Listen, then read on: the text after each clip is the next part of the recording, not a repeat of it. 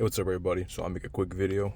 If you're looking for a cheap air intake, that's actually a cold air intake, I found this. They actually got them on eBay and on Amazon. They're around 30-40 bucks. It doesn't come with the fan. That's honestly useless. But it's an actual cold air intake. The inside's got a washable filter, which you can take out and wash. And you can actually route it to one of your ducts in the front or your grill to get actual cold air in. And it's sealed off so you won't get any heat in. That means 30-40 bucks. On this car, my intake is getting heat soaked. So I just have a comb filter on there. So I'm gonna replace it with this.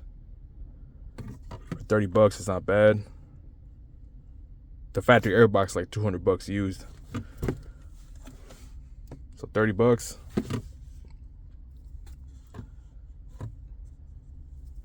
I mean, it's decent.